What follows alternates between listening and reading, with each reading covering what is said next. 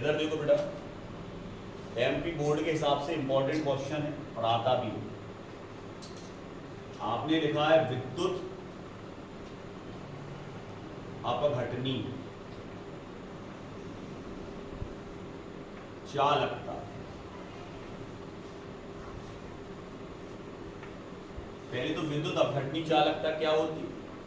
तो जब किसी द्रव विलयन, आप कोई जलीय विलयन ले रहे हैं जिसमें क्या घुला हुआ है? विद्युत अपघट्य घुला हुआ है, और उस विलयन की जो चालकता निकल के आएगी वो क्या कहलाएगी? आपकी चालकता। उसके द्वारा जो करंट बनाया जाएगा, चालकता मतलब करंट, विद्युत अपघटनी चालकता को, तो उसे कौन कौन प्रभावित कर सकता है उस चालकता को?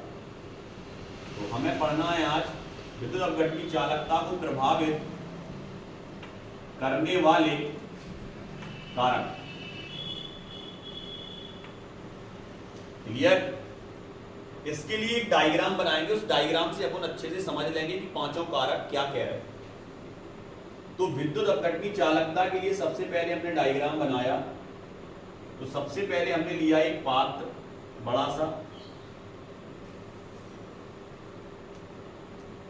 और इस पात्र के अंदर बेटा हमने डाले 2 इलेक्ट्रोड।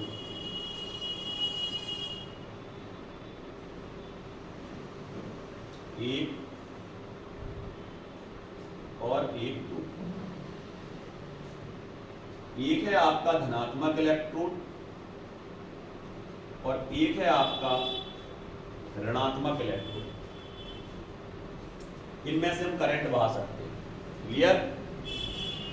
इसमें भरा एक विलयन, जलीय विलयन, और उस जलीय विलयन में मतलब जल के साथ आपने क्या बोला? विद्युत अपघट्य। तो हम बोल सकते हैं कि सर इसमें भरा है विद्युत अपघट्य का जलीय विलयन। क्या भरा बेटा इसमें? जलीय विलयन भरा हुआ है इसमें, विद्युत अपघट्य का। मान लें कि वो विलयन NaCl का है, तो ये आयनों के रूप में रहेगा, Na पॉजिटिव और, क्योंकि जलीय विलयन है तो जल के भी आयन होंगे, H पॉजिटिव और OH नेगेटिव। 2 तरह के आयन्स होंगे इसमें, H पॉजिटिव OH नेगेटिव जो जल के हैं, और NaCl जो कि विद्युत अपघट्य के हैं। क्लियर? अब जितने ज्यादा ये आयन होंगे उतनी ही देर तक ये काम करेगा। होता क्या है? कब चालकता निकल के आएगी? इनके विपरीत आयन, किसके? विद्युत अपघट्य के। विद्युत अपघट्य के विपरीत आयन जब विपरीत इलेक्ट्रोड पर जाएंगे तो इसमें क्या बहेगा? करंट। क्या बहेगा?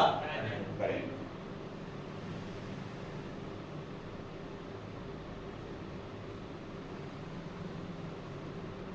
क्या बहेगा बेटा इसमें? करंट। तो यहां पर अगर अपन देखें कि जितने ज्यादा ये आयन होंगे उतनी देर तक करंट बहेगा, क्योंकि ये किस पे पहुंचेंगे? इलेक्ट्रोड पर। जितनी देर तक ये इलेक्ट्रोड पर पहुंचेंगे उतनी देर तक करंट बहेगा। मतलब चालकता का मान, कौन सी चालकता बेटा? विद्युत अपघटनी चालकता का मान नंबर 1 पहला किस पे निर्भर कर रहा? आयनों की सांद्रता पे। और कौन सी आयनों की सांद्रता पे? किसकी आयनों की सांद्रता पे? विद्युत अपघट्य की आयनों की सांद्रता पे। अगर ये ज्यादा होंगे तो ज्यादा देर तक चालकता आएगी, और अगर ये कम होंगे तो कम देर तक चालकता निकल के आएगी। क्लियर? पहला पॉइंट। दूसरा पॉइंट बताओ बेटा, क्या लिखा? दूसरा पॉइंट जल्दी बताओ। अंतर आयनिक आकर्षण बल। ये क्या है? अब ये विपरीत आयन है तो 100% इनके बीच कोई ना कोई एक क्या लग रहा होगा बेटा? आकर्षण बल। इसको बोलते हैं हम, आयनों के बीच लगने वाले आकर्षण बल को बोलते हैं हम अंतर, क्योंकि इनकी अंतर पे लग रहा, इनके बीच में लग रहा। अंतर आयनिक आकर्षण बल। अगर ये ज्यादा लग रहा है इनके बीच, तो क्या ये एक दूसरे से दूर दूर जाएंगे? नहीं। तो ये किस पे, इस पे पहुंच पाएंगे फिर इलेक्ट्रोड पे? तो चालकता घट। तो अगर अंतर आयनिक आकर्षण बल का मान ज्यादा है तो ये इलेक्ट्रोड पर नहीं पहुंच पाएंगे और चालकता घट जाएगी। अगला पॉइंट बताओ बेटा। हाँ, अब सर ये क्या होता है? आयनों का मतलब संपूर्ण आयन आ गए इसमें, आयनों का विलायकीकरण। सर ये क्या होता है? अभी आकर्षण बल इन दोनों के बीच लग रहा था, तो उस आकर्षण बल को आपने नाम दिया था,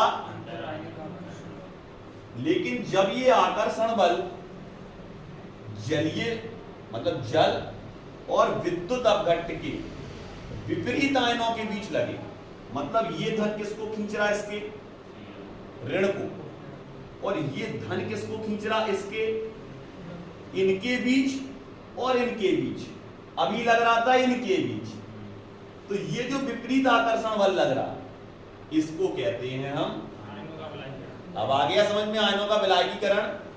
जब विद्युत अपघट्ट के विपरीत आयन जल के विपरीत आयनों से आकर्षण बल महसूस करते हैं, या विलायक भी हो सकता, कोई जरूरी जल हो या और कोई विलायक भी हो सकता है, तो अगर उनसे ये आकर्षण महसूस कर रहे हैं तो इस क्रिया को क्या बोलेंगे?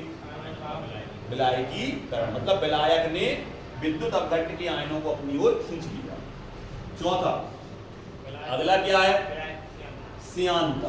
विलायक की श्यानता। उसका कहने का मतलब ये है बेटा कि अगर ये विलयन, श्यानता, श्यानता से मतलब गाढ़ापन, अगर ये विलयन ज्यादा गाढ़ा होगा तो आयन इसमें मुक्त रूप से क्या नहीं कर पाएंगे? गति। जैसे ये मान लें कि अगर तालाब है तो आप तो तैर लोगे, लेकिन क्या आप दलदल में तैर लोगे? कीचड़ है उसमें तैर लोगे? तैर ही नहीं पाएंगे। क्यों? क्योंकि उसमें हम हाथ पांव ही नहीं चला पाए। तो वही स्थिति आयनों की है कि अगर ये पतला विलयन हो तो आयन जल्दी जल्दी क्या करेंगे? गति, और कहां पहुंच पाएंगे? लेकिन अगर ये गाढ़ा है, इसकी श्यानता ज्यादा है, तो स्वाभाविक है गाढ़ा है तो आयन भी पास पास होंगे, आयन पास पास होंगे तो एक दूसरे को अपनी ओर खींचेंगे, खींचेंगे तो वो तैर ही नहीं पाएंगे, कहां नहीं पहुंच पाएंगे? इलेक्ट्रोड पे। तो चालकता घट। अब देखो यहां बेटा, इससे चालकता बढ़ी, पहला पॉइंट से चालकता बढ़ी, इससे बढ़ी है चालकता। क्लियर? अंतर आयनिक आकर्षण से घटी, विलायकीकरण से भी घटी, मतलब कम हुई, मतलब इसने बढ़ाया, इन दोनों ने घटाया। इससे घटेगी, घटाया, इससे भी घटेगी, घटाया, इससे बढ़ाया। विलायक की श्यानता, इससे भी घटाया। अब आया पांचवें पे। पांचवा क्या है? ताप। ताप में क्या होता है? अब आपने इसको टेम्परेचर दे दिया, टेम्परेचर दे दिया तो आयनों को ऊर्जा मिल जाएगी। क्या मिल जाएगी? ऊर्जा। और उनकी गति बढ़ जाएगी। और स्वाभाविक है अगर कोई चीज गाढ़ी हो, उसकी श्यानता ज्यादा हो, और अगर ताप दे दो तो वो पतला हो जाता है। आ गया समझ में?